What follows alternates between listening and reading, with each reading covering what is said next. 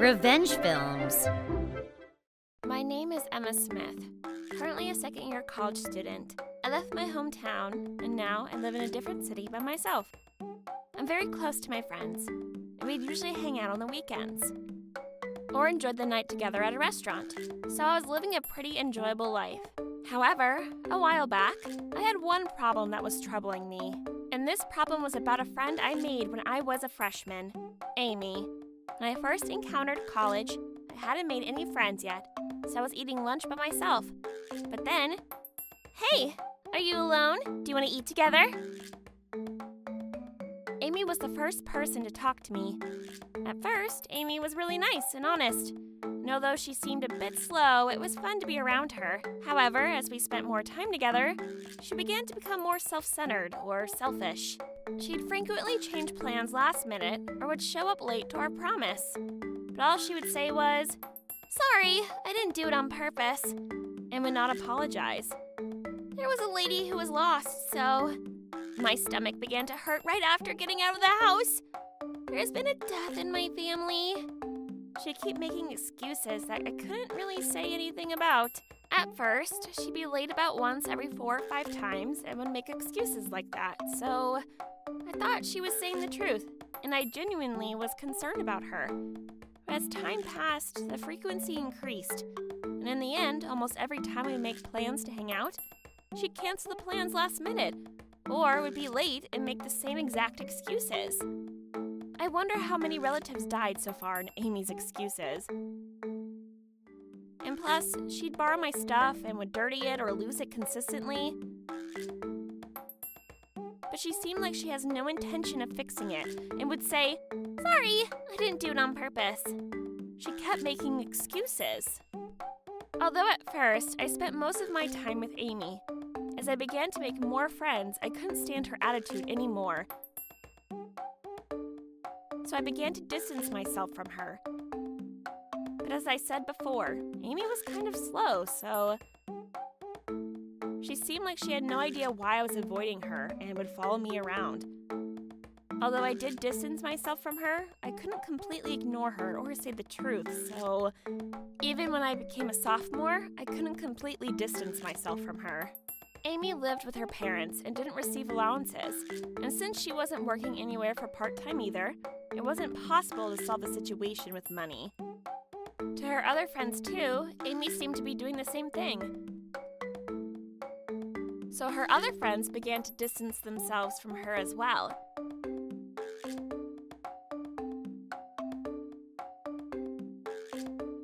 But one day, the tables turned. I received a call from Amy that she got involved in some kind of accident during a dinner party. Apparently, she broke someone's phone at a dinner party because she got drunk. "What should I do? They told me I have to pay for it." That's what she asked me. "You should definitely pay and apologize." Although I said that, she replied with, "But it wasn't on purpose, and we're friends. I even apologized too. And plus, she said it's $1,000 and I don't have that kind of money." There, I thought this was partly my fault for not teaching her common sense.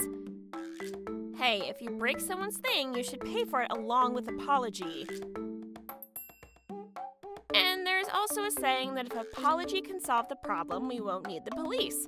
Plus, we're already 20. We should be taking responsibility in what we do.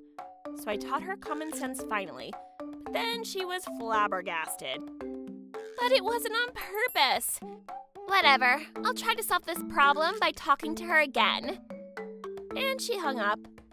Well, I thought she'd either find a part-time job, ask her parents for money, or ask me for money, but she apparently was so stubborn on insisting that she didn't do it on purpose, so the friend got mad. "This is a scam. You're trying to blackmail me. I'm going to report it to the police." So she apparently actually went to the police. Obviously, they didn't take her seriously. Because of this incident, she was excluded by all of her friends, so she came to me crying.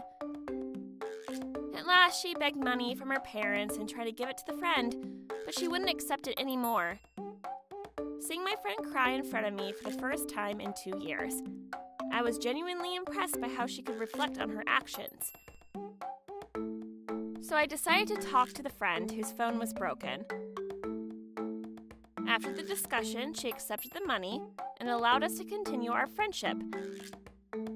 Or that's what I thought. However, on another day, when we went on a trip during summer vacation, everyone was hyper from excitement. And one of my friends, Bella, accidentally dropped my hat in the river. Although I tried to pick it up, the current was so rapid I couldn't get it in time. Oh, I'm sorry, Emma.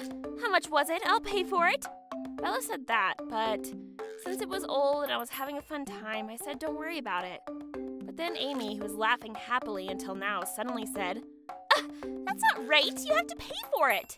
And she snapped at Bella. She got so angry to the point where everyone started wondering what was wrong with her. Then Bella was pushed by Amy's excessive anger. "Yeah, you're right, Amy. I'll pay for it, Emma." Although she said that, I replied that it was cheap and old, and I don't even remember the price. So you don't have to pay for it, Amy. Please don't say unnecessary things.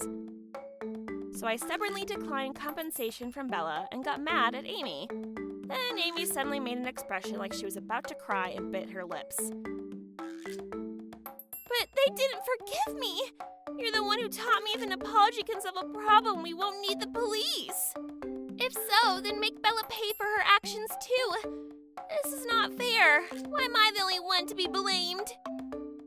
After I heard that, all my past experiences with her flashed in my brain, and I just couldn't take it anymore. I don't mean I don't care about my hat. There are hats that should be compensated when it's damaged or lost. But comparing the value of a phone to a hat, it's so different.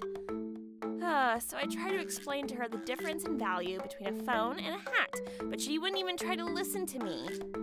She kept saying, "This is unfair. Bella's not reflecting on her actions at all." It's not for her to decide whether Bella reflected on her actions or not. Because of this, the trip was a disaster, so we all parted earlier than planned.